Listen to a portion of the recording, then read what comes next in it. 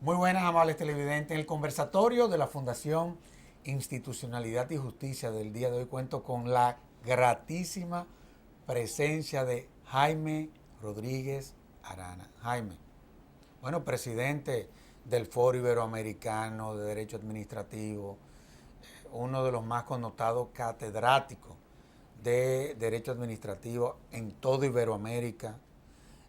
Tú has sido uno de los grandes padrinos de todo este proceso en cuanto a lo que hemos crecido en los últimos años, en toda esa visión administrativista que ya existe en la República Dominicana.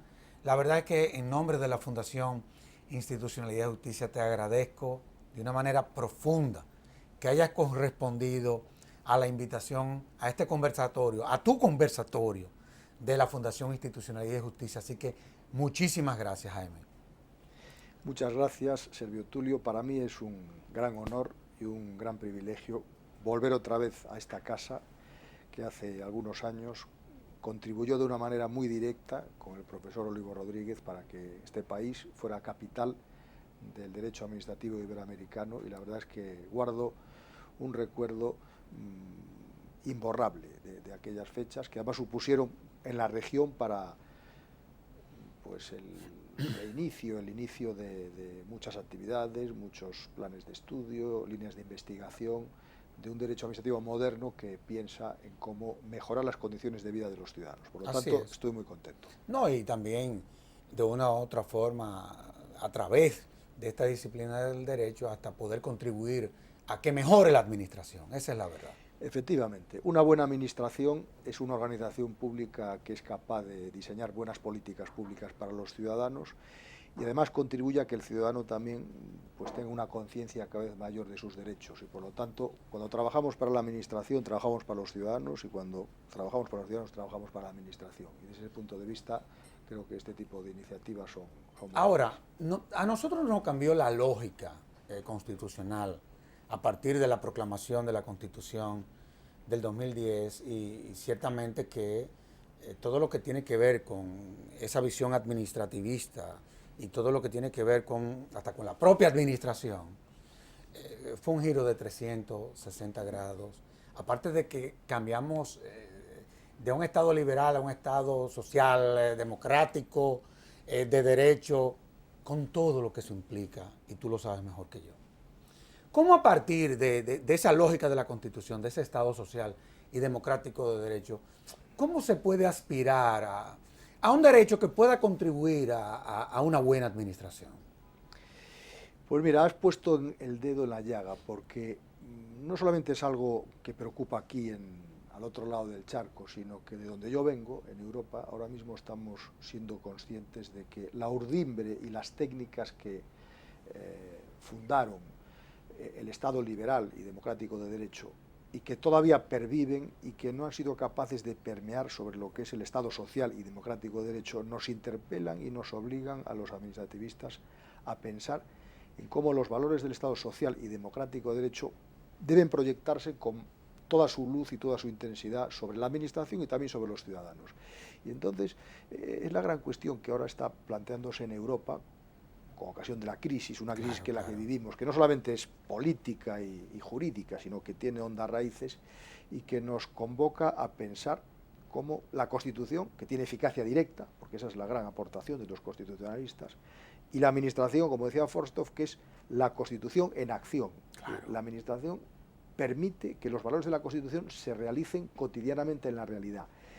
Y nosotros estamos ahora en una situación en la que de forma moderada, pero de forma profunda, tenemos que rescatar la manera de llevar los valores del Estado social y democrático de derecho a la realidad. Valores, por una parte, que es el Estado de Derecho, la juridicidad, es la separación de los poderes, es el reconocimiento de los derechos fundamentales de la persona, pero es también la solidaridad y es también la participación. Y ese conjunto de parámetros, los ciudadanos nos están exigiendo que seamos conscientes de que las técnicas jurídicas deben a su través hacerlos efectivos.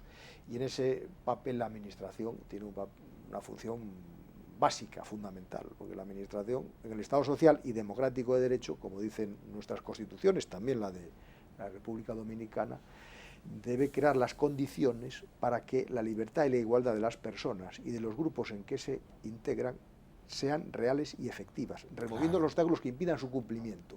Y esto supone pues un desideratum y supone pues un desafío muy importante que poco a poco vamos viendo como distintas normas que se van aprobando. Ustedes tienen aquí la ley 17 o Correcto. 107 del año 2013 que va en esa dirección y que permite pensar en que podamos tener administraciones que ciertamente se inspiren y se inscriban en esos valores.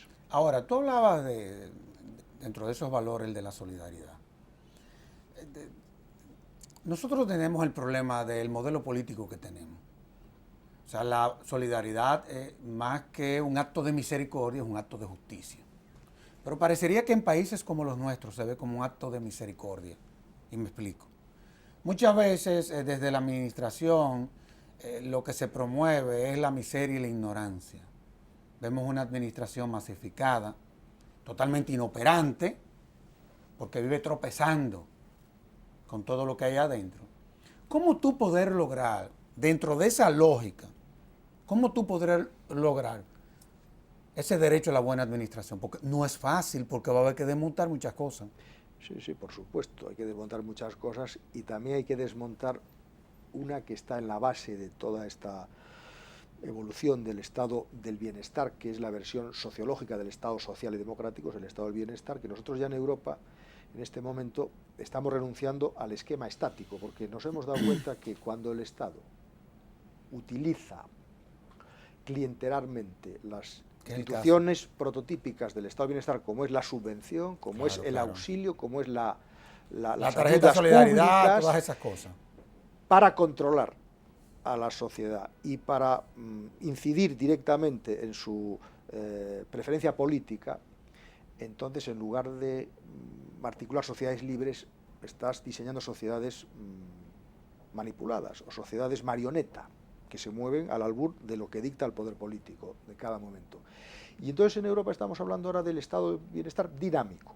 Es decir, que las ayudas que tiene que haberlas, las subvenciones que tiene que haberlas, en lugar de captar la voluntad política del ciudadano, lo que hace es liberar las energías latentes en la sociedad y los ciudadanos los hace responsables, dueños de sí mismos, y fomentan lo que yo llamo el libre y solidario desarrollo de la personalidad.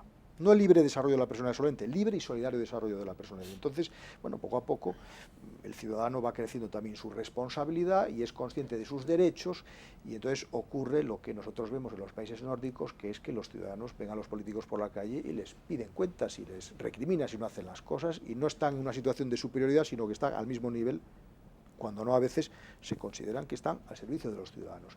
Todo esto es una cuestión que es de ámbito cultural, pero que totalmente también tiene su expresión en normas jurídicas que animen y que ayuden a que el ciudadano sea consciente de sus derechos y los exija. Por eso la buena administración no es solamente pues una administración más justa, más equitativa, más imparcial, que piense más en la gente, que resuelva en plazo, que también, sino que es una administración en la cual el ciudadano sea consciente de que el dueño y señor de la administración no es el poder político, sino que son los ciudadanos. Porque el soberano verdadero no es el que manda, es precisamente el ciudadano. No. Y esto supone una transformación cultural importantísima. No, y aparte de que la democracia no lo construyen los políticos única y exclusivamente, tiene un componente de participación. Ahora, en toda esta visión del derecho a la buena administración, digámoslo así, ¿qué rol juega el Estado y qué rol juega la sociedad? ¿Dónde se separan y dónde se confluyen? Buena pregunta. Mira, la buena administración se puede entender desde muchos puntos de vista. Se puede entender como una obligación inherente a los poderes públicos, de lo que se espera unos estándares de calidad y eficiencia en la prestación de los servicios públicos. Se puede entender como un principio de organización de la actividad administrativa y se puede entender como un derecho. La buena administración, además de esta triple funcionalidad, se habla ahora en este tiempo porque se ha constatado que las administraciones no funcionan como debían de funcionar. Pero como no hay nada nuevo bajo el sol, de esto se viene hablando en el derecho administrativo desde que hay instituciones públicas. En la Alta Edad Media se hablaba, ¿verdad?, del buen funcionamiento de los servicios locales. En fin, esto es una cuestión que es inherente, como decía Oriu, desde que existe la administración se habla de reformarla para que sirva a los ciudadanos. Entonces, desde la perspectiva del Estado-sociedad, que es una perspectiva que nosotros pensamos que cada vez tiene que estar más interaccionada y más comunicada, porque hay una tendencia a ver la sociedad y el Estado como realidades inconciliables. La teoría marxista hablaba de una visión antagónica prácticamente. Luego hay visiones más modernas, más reformadoras, que lo que plantean es que el interés general, que la esencia del Estado, se define a través de una acción intercomunicada entre los poderes públicos y los agentes sociales. Bueno, entonces la buena administración es una buena administración que, por una parte, lleva a que las instituciones públicas y los que en ellas laboran asuman una mayor conciencia de que la actividad profesional de la administración pública tiene que hacerse con arreglo a estándares y patrones de calidad que se pueden medir, que se deben de medir, que son transparentes y que la ciudadanía ve y sabe si esta política pública ha conseguido o no los objetivos, porque los objetivos son públicos y porque es pública todo el proceso de elaboración, implementación y evaluación de los poderes públicos. Y también incide sobre la sociedad, porque la sociedad, en la medida que en su conjunto y cada ciudadano como miembro de esa sociedad cae en la cuenta, percibe, comprende y exige que esa administración es suya, que no es de algo abstracto o de algo teórico, sino que es de la ciudadanía, porque ¿quién paga la administración? La pagamos nosotros. Por lo tanto, nosotros, como miembros de la comunidad social, ¿qué queremos? Que la administración realice su tarea correctamente. Y entonces vamos a ser exigentes en que haya sistemas de medición de la calidad, en que haya servicios públicos asequibles de calidad y universales. Y la gente va a tener una mayor conciencia y va a exigir con más propiedad y va a llegar a los tribunales, y la buena administración no es una música celestial o es el canto de sirena, sino que es algo que se puede luego concretar en la realidad a través de unos parámetros, pues que si se motivan los actos administrativos, si no se motivan, que se impugnen. Que no hay tutela administrativa efectiva, pues eso se puede demostrar en un pleito concreto y se impugna. Es decir, que esto supone una cierta transformación profunda. Yo te quiero volver a hacer tú me diste hasta cierta forma la respuesta de una pregunta que yo te quería hacer, pero que te la voy a hacer como quiera. Claro. Para que quede bien claro. Porque también muchas veces falta conciencia desde la administración. O sea, no es solamente desde la ciudadanía que no se tiene la conciencia. Es que muchas veces, quizá por la baja formación de quienes se meten en ejercer la política, digo, no todos, pero eso se ve mucho en los gobiernos locales, la escasa formación política inclusive, no solamente jurídica. Cuando tú ves la Constitución, cuando tú ves una ley, tú hablabas de la teoría, que no solamente podemos ver esto como un canto de sirena, no. Ok, estamos hablando del derecho a la buena administración, que se fundamenta sobre la base de una serie de principios. Eso está perfecto. Ahora, ¿cuáles son las instituciones que van a garantizar esos benditos principios? Pues mira, una fundamental y principal son los jueces y tribunales, porque, insisto, la buena administración tiene que tener unas características concretas que permitan que el ciudadano la pueda exigir. Y luego también, desde la perspectiva de la administración, habrá sistemas de control que permitan conocer si los funcionarios y las personas que trabajan en la administración se desempeñan con arreglo a esos principios. Y aquí entramos en un tema muy polémico, muy complicado, que en algunos países está dando lugar a muchos ríos de tinta y también a normas muy interesantes, que es cómo garantizar sistemas de control independiente.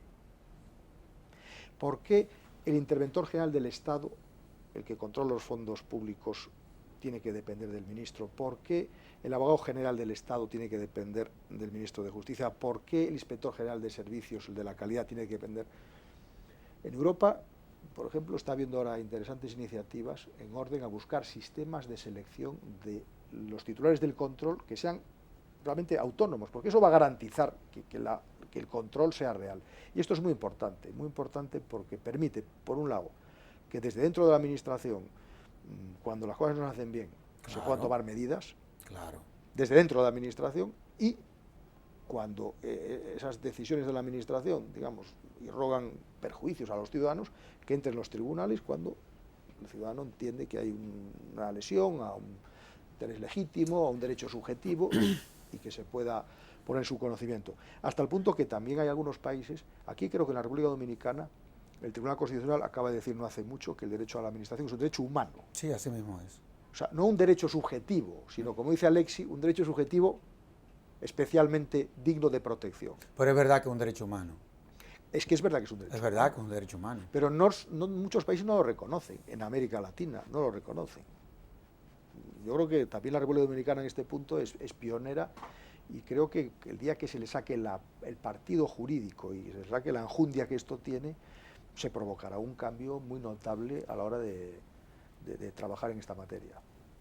Tú has utilizado una palabra que evidentemente que es verdad que es polémica y genera muchos debates, y es el que tiene que ver con la independencia e imparcialidad de quienes desempeñan funciones en los órganos de controles. Y ahí va la siguiente pregunta. No es fácil. No es fácil, claro. Porque a fin de cuentas, el derecho administrativo está para someter al orden a la administración. No es para otra cosa, para someterla al orden. Así es. Y en países como los nuestros, la administración es muy poderosa. Por ejemplo, está la administración, el administrador, pero también hay un órgano en nuestros países que está para controlar a la administración, que históricamente no ha jugado ese papel de fiscalización, de control. Por ejemplo, nosotros tenemos aquí el Congreso de la República, quien es el que debe de controlar al Ejecutivo, y es lógico que sea así porque es el que le aprueba el presupuesto, pero el presupuesto se nutre de los préstamos y de los impuestos que aprueba ese propio Congreso. Entonces, de una u otra forma, hay que rendirle cuenta a lo que ese Congreso aprueba, pero históricamente eso no ha sido así. Entonces, tú te encuentras con el órgano rector del Sistema Nacional de Control, digamos la Cámara de Cuentas, que le rinde cuenta al Congreso de la República, pero tampoco el Congreso, frente a las, situaciones que reflejan las auditorías, generalmente tampoco el Congreso como órgano de control se pronuncia. Y así tú te encuentras como que los controles no están haciendo su labor de fiscalización. Esa es la realidad. Pero cuando te vas al Poder Judicial, la génesis es política. Es un problema. Y ahí viene el problema. Es un problema. Que es el que puede o podría eventualmente, oye, si tú no quieres hacer tu trabajo, lo voy a hacer yo. Oye, no es fácil, Jaime. No es fácil.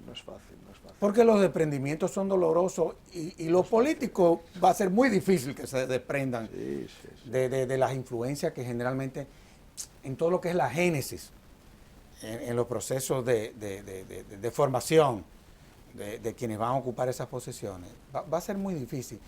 ¿Ha logrado algún país de Europa independizar estos órganos de controles de la política? Pues mira, los países nórdicos en buena medida han conseguido... Lo han logrado. No en su plenitud, pero sí tienen sistemas de control que están depositados en personas o órganos colegiados, unipersonales o colegiados que realmente hacen el control. Luego tenemos un país que es Francia, tú sabes muy bien, y los que nos están viendo y escuchando lo saben muy bien también, tiene un sistema de control judicial que es en manos de la propia administración, porque el Consejo de Estado francés nace como un órgano, y sin embargo hay que reconocer que a pesar de que es un órgano de la administración, por su especial preparación en sus miembros, hace un control judicial real. Entonces, la cuestión está en buscar en cada país la fórmula que mejor se adapte a su idiosincrasia, pero que garantice la autonomía y la independencia. Claro. Yo ahora en mi país estoy trabajando en una comisión, un grupo de trabajo de la Comisión de Parlamentarios sobre la reforma de la Constitución. Y uno de los puntos que estamos pensando es cómo proponer en la propia Constitución los términos que se puede establecer en una reforma constitucional, que tienen que ser términos muy abstractos y generales, pero esta cuestión, porque vemos que preocupa en la ciudadanía, y lo estamos viendo porque ha habido elecciones recientemente en España que han provocado un cambio sustancial del mapa político, y creo que hay que ser permeables a lo que opina la ciudadanía. Los países nórdicos lo han conseguido, hay otros países que están haciendo intentos para que los órganos de control puedan realizar su tarea con autonomía, con independencia, sabiendo que la autonomía y la independencia es muy difícil. Claro.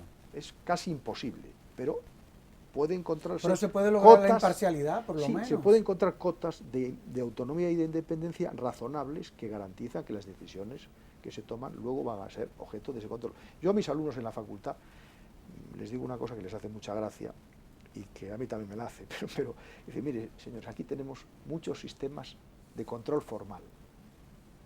Control ex ante, previo, control ex post en la administración, control jurídico, financiero, económico, presupuestario, de toda naturaleza, sabidas y por haber.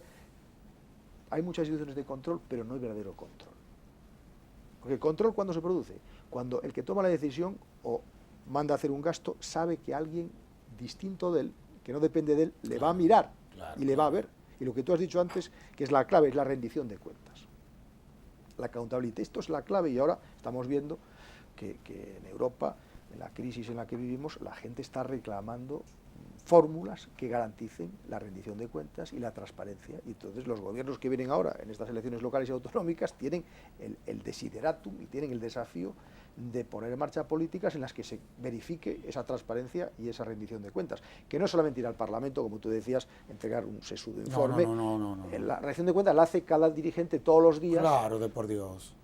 Y en la administración motivando bien sus decisiones. O sea que este es un tema, lo ha sido siempre permanente del derecho administrativo, el control, está en nuestras lecciones, en los cursos y en los manuales, y periódicamente tenemos que enfrentarnos a él, y ahora con esta búsqueda de espacios de mayor independencia y autonomía. No, la verdad es que el caso español, ojalá y nosotros, o la sociedad dominicana lo siga bien de cerca, porque estamos viendo cómo desde la ciudadanía, desde la sociedad, se están empujando una serie de reformas, y es que muchas veces también la clase política termina siendo la más conservadora y le cuesta trabajo reformar, modernizar. Pero le van ellos su existencia, ¿eh? Pero claro que y sí. Su sobrevivencia, Claro, le van ellos, ¿eh? Claro. No, y no hay duda de que para que los cambios se den es importante que la ciudadanía presione. Y quiera Dios que aquí en la República Dominicana, ese ejemplo que se vive en España, quiera Dios que todo resulte para bien, pero yo creo que lo vamos a tener que comenzar a vivir aquí. De todos modos, vamos a hacer una pausa, Jaime, y de inmediato volvemos con este interesantísimo programa.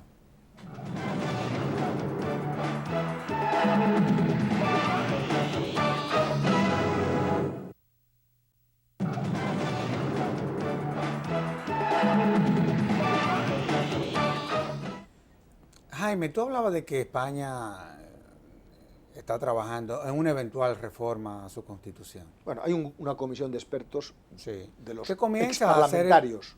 Que comienza a hacer propuestas y a los fines de ver de cómo el Estado español se relanza, en fin. Y eso fue lo que pasó aquí en el 2010. Y es increíble, ya la estamos reformando de nuevo para establecer todo lo que tiene que ver con el mecanismo de la reelección, en fin. Pero bueno, ese es un tema político en el que yo no te voy a meter. Sin embargo, tú sabes que las reformas constitucionales son el producto de acuerdos políticos. Claro. Porque tienen que ser legitimadas por la propia clase política. Y aquí se ha anunciado un acuerdo interesantísimo. Y yo quiero tratar un aspecto, no porque eso vaya a ser parte de ese acuerdo, sino que eso es lo que no debiera de ser parte del acuerdo, para no especular. Yo veo que España tiene unos 530 y tantos mil kilómetros cuadrados, tiene unas 52 provincias, algo así. 17 comunidades autónomas. Y 17 comunidades autónomas, perfecto. Y 2 ciudades autónomas en África, Ceuta y Melilla, que son del Reino de España. Sí, claro. Y vemos los inconvenientes que se le presentan a España, inclusive en esa eventual reforma a la Constitución, se está hablando de el fortalecimiento del poder local. El fortalecimiento del poder local. Todo eso no lo va a decir, pero hay estudios inclusive que se han hecho en España, que se han contemplado, y en toda Europa, que se contemplan la posibilidad hacia el futuro de inclusive fusionar algunas de esas provincias. Y eso se ha sometido inclusive al debate. Italia lo ha hecho hace poco. Claro que Italia sí. Lo ha hecho. Un trato como para poder mejorar la calidad de la administración. Correcto. Sin embargo, aquí, que somos 48 mil kilómetros cuadrados, estamos hablando de, teniendo ya 32 provincias y una capital, se está hablando de crear 2 provincias más. Con todo lo que eso implica. la creación del tribunal, del Palacio del Gobierno local, en fin. ¿Cómo tú explicas? Porque también ustedes son 40 millones de habitantes, nosotros somos 10 millones de habitantes, perdón. Oye, ¿cómo uno puede entender esta lógica de uno seguir creciendo en tan poco territorio? Y cómo los que tienen mucho territorio están tratando de fusionarse para ser más eficientes. Sí. Digo, es para ver si yo entiendo. Bueno, por un lado, en la política y la administración se observa un fenómeno que no es de ahora, que es muy antiguo, y es la tendencia que hay de las estructuras políticas y administrativas a crecer y reproducirse. No, Es una pero eso no tendencia, tiene madre. es una tendencia que existe. Lo que pasa es que esa tendencia hay que embridarla y hay que controlarla y completarla con otra tendencia, que es la que ahora en Europa estamos andando, estamos caminando, y es que nos hemos dado cuenta también, porque ha habido mucho despilfarro, que las estructuras políticas y administrativas deben diseñarse en función de las personas. Claro. De las personas. Es decir, que tú tienes que crear instituciones en función de las personas, no al revés. Durante mucho tiempo hemos creado instituciones no para las personas, sino utilizando las personas para crecer, que eso es lo que no hay que hacer. Entonces ahora efectivamente, como tú bien apuntas, no solamente en España, en Italia el nuevo primer ministro pues ha tomado una serie de decisiones, como reducir el Senado, como fusionar provincias y regiones autónomas, y en España lo que se está pensando es en fusiones municipales. Tenemos 8.120 y tantos entes locales, unos más grandes, otros más pequeños, hay provincias que tienen muchos, otros que tienen menos, pero nos hemos dado cuenta y estamos buscando fórmulas para fusionarse. No es fácil, no es fácil, porque cuando hay muchos entes locales que se han creado históricamente, que tienen una cabecera, una capital, es un asunto, pero es un desafío para los políticos, y es un desafío que la sociedad está pidiendo.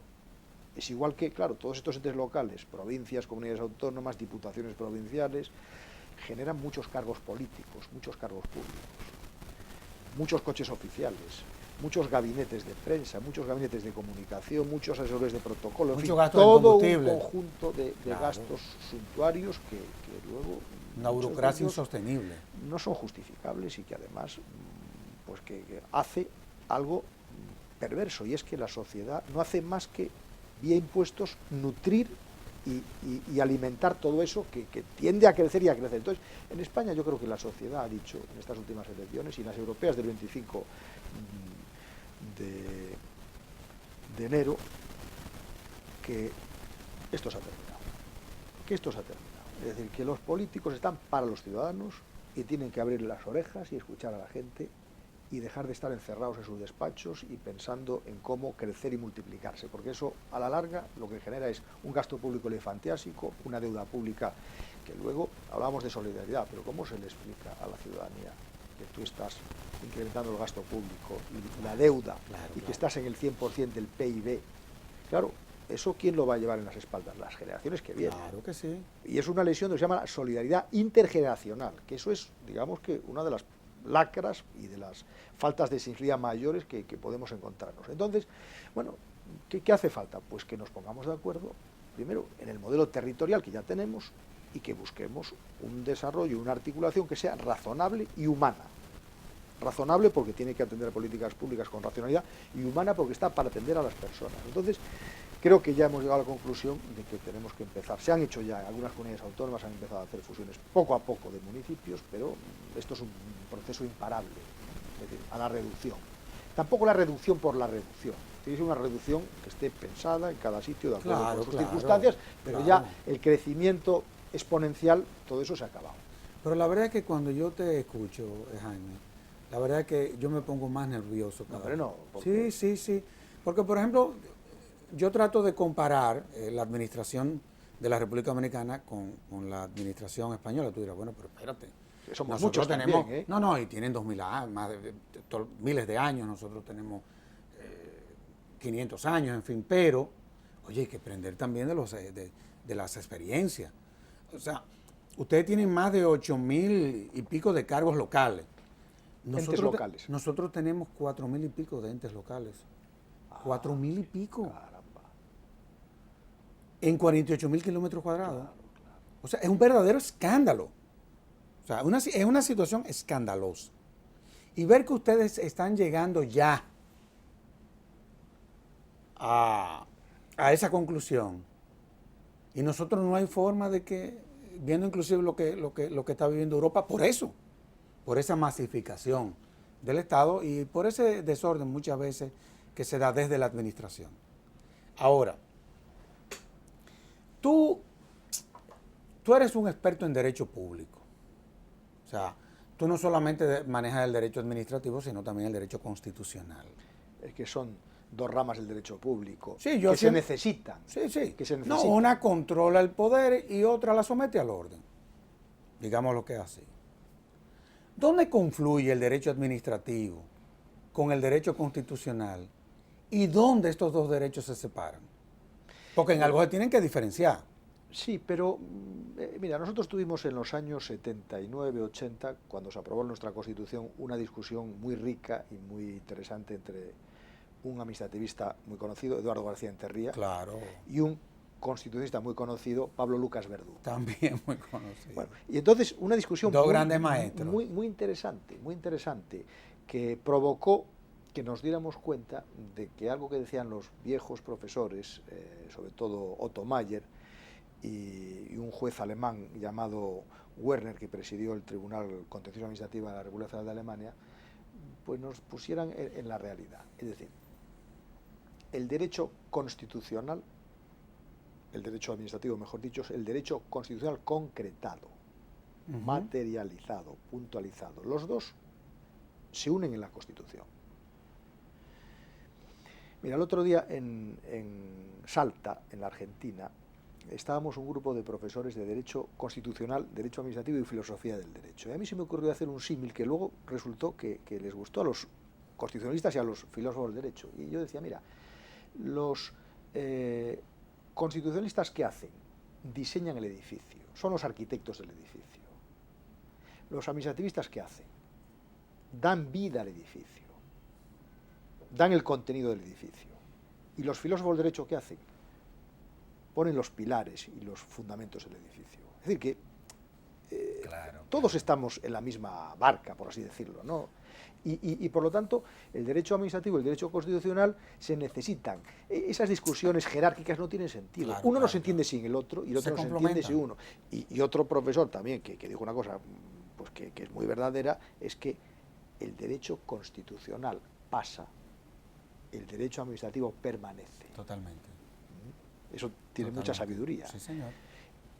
Porque siempre habrá administración y siempre habrá constitución, pero la constitución puede ir cambiando y hemos visto cómo hemos pasado del Estado liberal de derecho a un Estado social y democrático de derecho. Ahora se habla también de un federalismo cooperativo de derecho, en fin, hay toda suerte de modelos del Estado.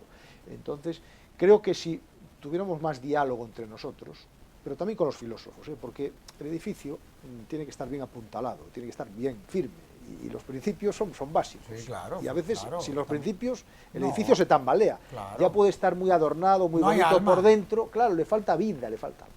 Entonces, yo creo que no nos podemos separar, estamos unidos. Pero cada uno está en la arquitectura y el diseño institucional y del orden de las competencias, y el otro está, el administrativo, el derecho administrativo, en la realización concreta, en darle contenido a ese edificio para que sea funcional y sirva a la gente. Ok. Ahora, te voy a hacer la pregunta de otra forma. ¿Cuáles son los límites del derecho administrativo? Bueno, porque todos estamos sometidos a un orden, incluyendo el propio derecho administrativo. Claro. Vamos a ver, ¿cuáles son los límites? El derecho mismo, la justicia. Ese es el límite que tiene. El derecho administrativo no es omnipotente ni todopoderoso. El derecho administrativo tiene dos características, la razón y la justicia. Todo lo que se somete a cánones de racionalidad, interés general, derecho administrativo, y la justicia, porque no es solamente una forma de ordenar el Estado o de regular competencias, facultades o atribuciones de entes públicos, no, es eso, pero siempre mirando a la justicia. Al final la justicia, como decían los clásicos, es la perpetua y constante voluntad de dar a cada uno lo suyo. Entonces, el derecho administrativo ahí tiene su límite, que no puede traspasar, ¿verdad? Porque esto nos lleva también al problema de la arbitrariedad y la discrecionalidad. Cuanto más crecen los poderes del Estado, más crecen las capacidades de controlarlo. Yo te hacía la pregunta, y podemos poner aquí un caso de laboratorio, digámoslo así, un tanto como para que. Este es un programa que lo que pretende es educar a la ciudadanía y es lo que venimos haciendo durante hace muchos años. Yo os felicito, porque lo hacéis muy bien. Bueno, muchas veces nosotros los abogados abusamos de lo que son las atribuciones, vamos más allá de las jurisdicciones especializadas. Me explico. Un caso en donde, por ejemplo, no viendo el control preventivo de las leyes de constitucionalidad, nosotros tenemos el control preventivo de los tratados. Mandamos al Tribunal Constitucional a que antes de que el Congreso lo ratifique, bueno, lo analice si tiene algún vicio de constitucionalidad. Pero eso no pasa con las leyes. Suponte tú que se apodere a la jurisdicción contenciosa administrativa para que a través de un amparo preventivo le diga al Congreso de que si eventualmente va a declarar la necesidad, hablando con franqueza aquí, de declarar la necesidad de una reforma constitucional, decirle cómo debe entonces, que debe de poner un requisito, o si no va a suspender que el Congreso, no habiendo control preventivo de las leyes, a través de un amparo, le va a suspender al Congreso que celebre la sesión. Cuando se dan este tipo de situaciones en donde, y la jurisdicción entonces acoge la solicitud y fija audiencia, y no se termina de conocer la audiencia porque la acción por la cual fue apoderada, los abogados la retiran. Suponte tú que eso se hubiese conocido. Por eso te decía, ¿cuáles son los límites del derecho administrativo? Porque el derecho administrativo no es solamente lo que dice la ley. Somos también cómo nos conducimos los abogados, pero también quienes administran justicia. Ese es el derecho administrativo también. Sí, porque el control no solamente es de la administración en sentido estricto, sino también de la administración de justicia. Efectivamente. ¿Qué pasa cuando se dan situaciones como esa? Pues mira, yo cuando estabas hablando me vino a la cabeza algo que existe en muchos países, no sé si aquí en la República Dominicana existe o no, que son los supremos órganos consultivos de la administración y del gobierno. Por ejemplo, nosotros tenemos uno que se llama el Consejo de Estado, que arranca de Felipe II y que, según su ley reguladora, obliga al gobierno y a la administración a que someta a su consideración y a su dictamen favorable ciertas decisiones que va a emitir. No, aquí no existe eso. Que eso es un órgano muy importante de control para el gobierno. Y luego también existe, desde la perspectiva del control, otra realidad que hay que tener en cuenta, y es que hay actos del poder político y del poder administrativo que tienen, sobre todo los actos del poder político, tienen lo que los italianos llaman una función de indirizzo político, que son actos que efectivamente responden a la función más prístina del ejercicio del gobierno, que no puede controlar los tribunales. Por ejemplo, si el Consejo de Ministros o el Poder Ejecutivo quiere mandar una decisión a las Cortes. Bueno, por más que alguien la impugne, pues la decisión en sí misma no se puede someter a control jurídico, porque es una decisión política. Claro. Eso sí, si esa decisión no cumple unos requisitos formales porque hay que mandarlo en 3 meses, claro, y lo mandan a los 5 meses, ok, ¿no? Entonces, claro que el poder administrativo tiene controles. Y además también, en lo que se refiere, si nos vamos a hablar de la administración de justicia, de los jueces y tribunales, estamos viendo cómo ellos, a la hora de emitir sus decisiones, tienen que ser conscientes de que no pueden invadir la esfera de lo que es la función del gobierno y de la administración. Es decir, los jueces no pueden gobernar, no pueden sustituir la voluntad política ni la voluntad de la administración. Pero claro, pueden decir si esas normas, decisiones del gobierno o de la administración son o no con arreglo al derecho. Pero no pueden, en aras de lo que en Latinoamérica se viene llamando en muchos países el activismo judicial, salvo en supuestos de inactividad u omisión muy claros, pero no puede invadir la esfera del poder ejecutivo y del poder administrativo, porque entonces se estaría revolviendo el principio de separación de los poderes. Es decir, que el poder de los jueces y tribunales tiene sus límites, el poder político tiene sus límites, y yo creo que en esto tenemos que volver a la visión norteamericana de los Estados Unidos de Norteamérica, de la fragmentación y la necesidad de balances y de frenos y contrapesos. Claro. Eso es fundamental, que el poder nunca pueda estar concentrado en unas manos, porque nosotros en Europa, algunos autores entre los que yo me encuentro, cuando hablamos del modelo de Estado, hablamos del Estado de los partidos, no del Estado de Derecho, de los partidos, porque al final el que dirige un partido, que gobierna, ese señor, que suele ser el presidente del gobierno, tiene mayoría en el Parlamento, nombra a los ministros, pero por la vía del Consejo del Poder Judicial, donde hay una reproducción mecánica de las mayorías del Congreso, nombra también a los jueces y tribunales del Tribunal Supremo, del Tribunal Constitucional y el Poder Legislativo, porque dice quiénes son los que van en las listas electorales. Sí, sin lugar a dudas. Entonces, lo que tenemos que evitar, en toda la pregunta que tú me planteas, y sin entrar en la cuestión concreta, yo lo que sí creo es que hay que buscar fórmulas que impidan que en unas manos se concentre todo el poder. Y eso es lo que en Europa estamos viendo, que ha provocado nocivas consecuencias, y lo que vemos que la gente ahora está pidiendo que cambie. Entonces, bueno, pues hay que buscar fórmulas que garanticen que la Administración de Justicia, la Administración activa del Gobierno y de la Administración en sentido estricto, no concentren demasiados poderes para evitar que, al final, el Estado de Derecho sea una pura cuestión retórica y una pura cuestión formal, como es en muchas partes del mundo. No, y la verdad es que, vuelvo y te reitero, gracias a Dios que esos abogados retiraron eso. Porque imagínate tú que ese tribunal se hubiese despachado con una decisión sobre la base de una interpretación constitucional hacia futuro, de que se suspendiera la sesión, cuando en tal caso si cualquier ley que goce de inconstitucionalidad, ahí está el Tribunal Constitucional, una vez se promulgue, o sea, fíjate, hay una lógica. Nosotros en España eliminamos el recurso previo, claro, pero ahora se está planteando que regrese. ¿Por qué razón? Por la siguiente razón. Como nosotros tenemos una pluralidad de fuentes de producción de normas, tenemos las Cortes Generales, el Parlamento y el Congreso y Senado en Madrid, pero tenemos parlamentos en las comunidades autónomas que dictan leyes. ¿Qué pasa si una comunidad autónoma, un parlamento autonómico dicta una ley que es presuntamente inconstitucional, pero que tiene mayoría, ahí lo ha aprobado, y esa ley empieza a desplegar efectos jurídicos?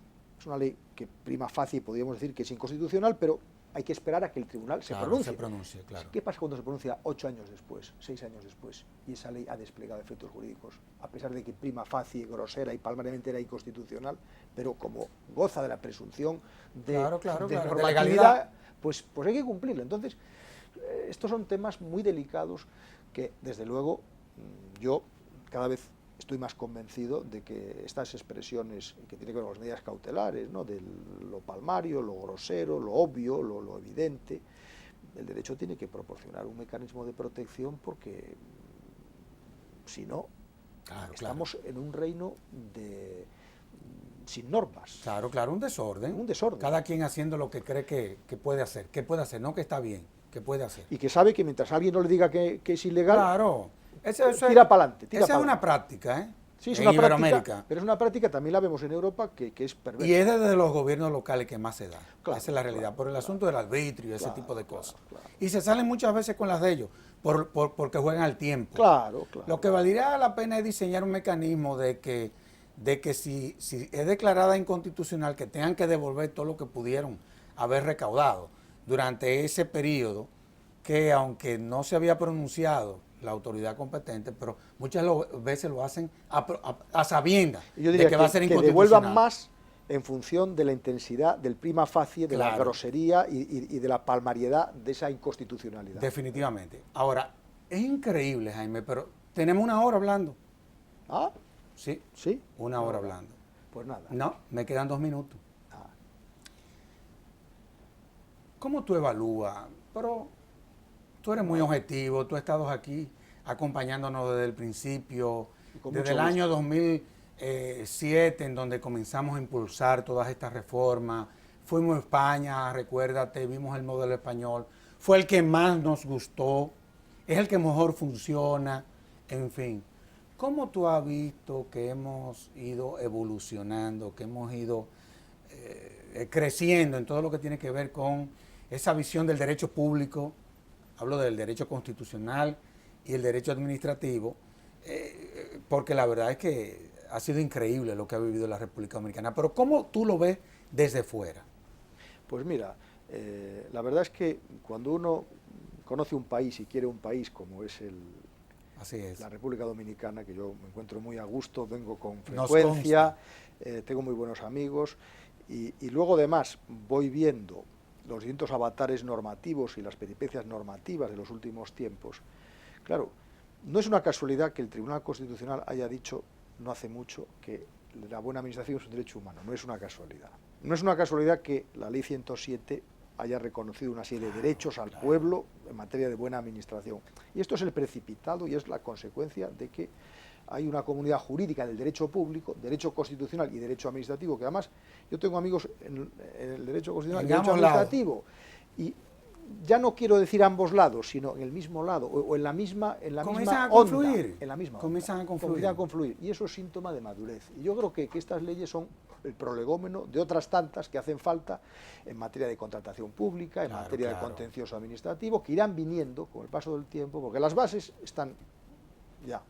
Y es lo más importante. Y a partir de ahí, pues, cuando hicimos el foro, yo creo que ha habido un resurgimiento del derecho administrativo, vamos viendo publicaciones, profesores dominicanos, está con nosotros un profesor, Rafael Dixon, que está haciendo su doctorado en un programa de derecho administrativo iberoamericano, y yo creo que eso significa pues que están puestas bien las bases, firmes, y que ahora está en sus manos.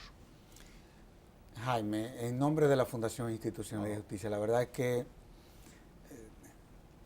gracias por haber correspondido una vez más has dado una cátedra, una verdadera cátedra. No, honestamente, un diálogo no te lo digo, con un buen amigo. Pero es impresionante cómo de tus respuestas se derivan tantas respuestas a tantas interrogantes, que la verdad es que hiciste un programa muy completo, muy holístico, y no deja de ser una gran contribución. Así que en nombre de Finjo, en nombre del país, te agradezco el que me hayas acompañado en el día de hoy. Un placer, Servio Tulio, y sabes que a tu disposición. Así es. Y a ustedes, amables televidentes, les decimos hasta la próxima, en donde estaremos un nuevo conversatorio de la Fundación Institucionalidad y Justicia. Hasta entonces.